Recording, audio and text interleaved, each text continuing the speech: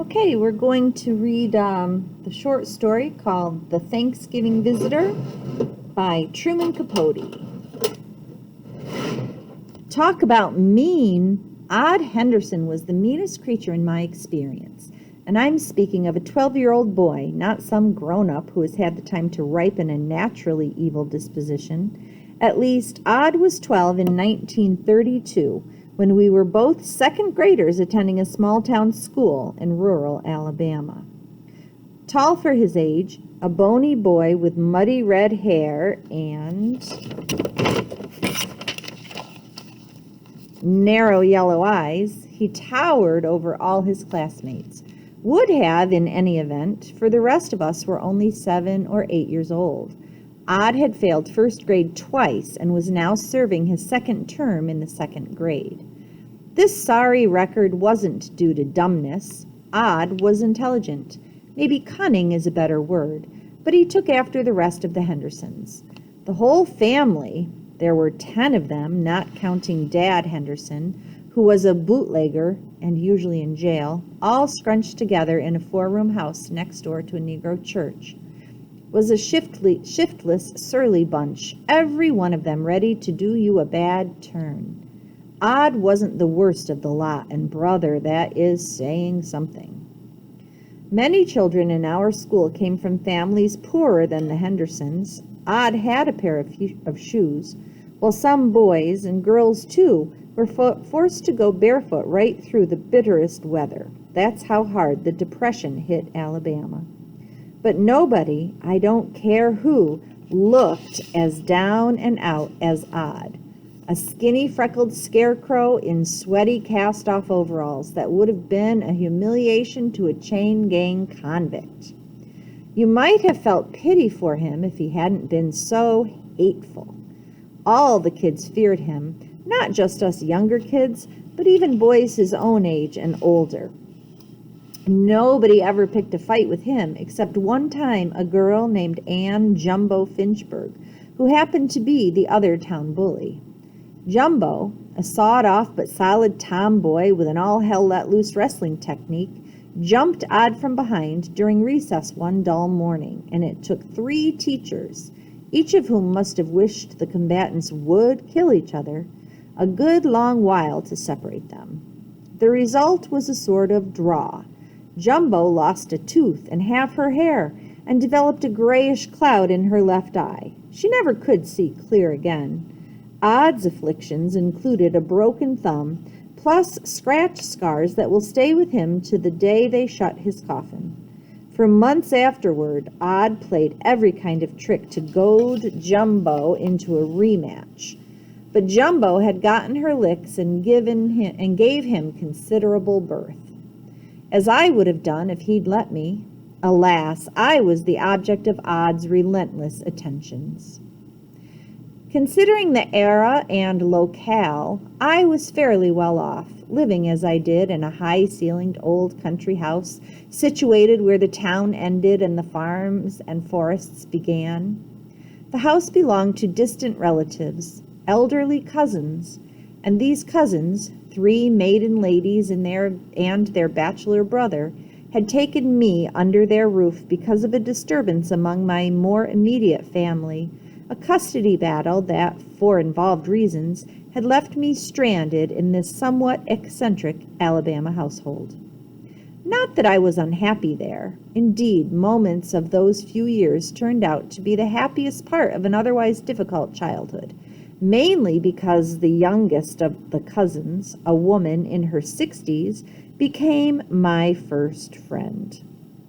As she was a child herself, many people thought her less than that and murmured about her as though she were the twin of poor nice Lester Tucker, who roamed the streets in a sweet daze. She understood children and understood me absolutely. Perhaps it was strange for a young boy to have as his best friend an aging spinster, but neither of us had an ordinary outlook or background, and so it was inevitable, in our separate loneliness, that we should come to share a friendship apart. Except for the hours I spent at school, the 3 of us, Me and old Queenie, our feisty little rat terrier, and Miss Sook, as everyone called my friend, were almost always together. We hunted herbs in the woods, went fishing on remote creeks with dried sugarcane stalks for fishing poles, and gathered curious ferns and greeneries that we transplanted and grew with trailing flourish in tin pails and chamber pots. Mostly, though, our life was lived in the kitchen, a farmhouse kitchen dominated by a big black wood-burning stove that was often dark and sunny at the same time. Miss Sook, sensitive as a shy lady fern, a recluse who had never traveled beyond the county boundaries, was totally unlike her brother and sisters, the latter being down-to-earth, vaguely masculine ladies who operated a dry goods store and several other business ventures. The brother, Uncle B, owned a number of cotton farms scattered around the countryside. Because he refused to drive a car or endure any contact whatever with mobilized machinery, he rode horseback, jogging all day from one property to another. He was a kind man, though a silent one. He grunted yes or no and never opened his mouth except to feed it. At every meal he had the appetite of an Alaskan grizzly after a winter's hibernation, and it was Miss Sook's task to fill him up. Breakfast was our principal meal. Midday dinner, except on Sundays, and supper were casual menus often composed of leftovers from the morning. These breakfasts, served promptly at 5:30 a.m., were regular stomach swellers. To the present day, I retain a nostalgic hunger for those cockcrow repasts of ham and fried chicken, fried pork chops, fried catfish, fried squirrel in season, fried eggs, hominy grits with gravy, black-eyed peas, collards with collard liquor and cornbread to mush it in, biscuits, pound cake, pancakes and molasses, honey in the comb, homemade jam and jellies, sweet milk, buttermilk, coffee, chicory flavored and hot as Hades. The cook, accompanied by her assistants, Queenie and myself, rose every morning at 4 to fire the stove and set the table and get everything started.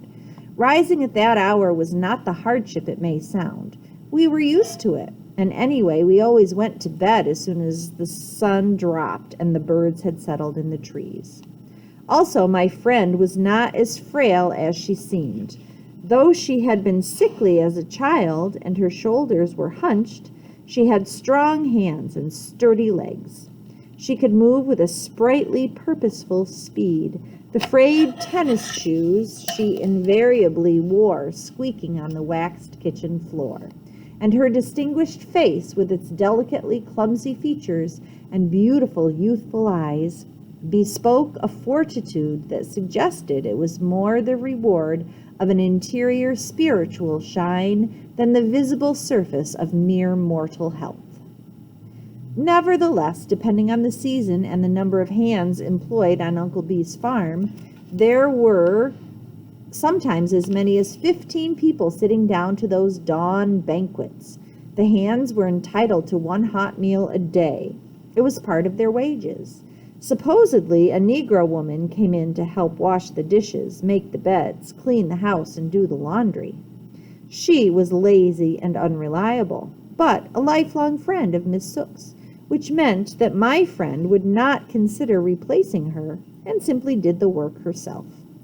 She chopped firewood, tended a large menagerie of chickens, turkeys, and hogs, scrubbed, dusted, mended all our clothes. Yet, when I came home from school, she was always eager to keep me company, to play a card game named Rook, or rush off on a mushroom hunt, or have a pillow fight, or, as we sat in the kitchen's waning afternoon light, help me with homework.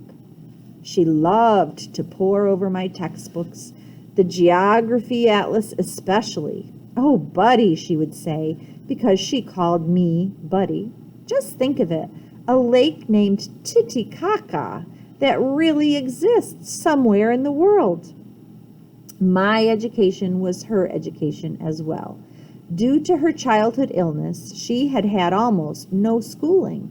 Her handwriting was a series of jagged eruptions, the spelling a highly personal and phonetic affair. I could already write and read with a smoother assurance than she was capable of. Though she managed to study one Bible chapter every day and never missed Little Orphan Annie or the Katzenjammer Kids comics carried by the Mobile paper. She took a bristling pride in our report cards.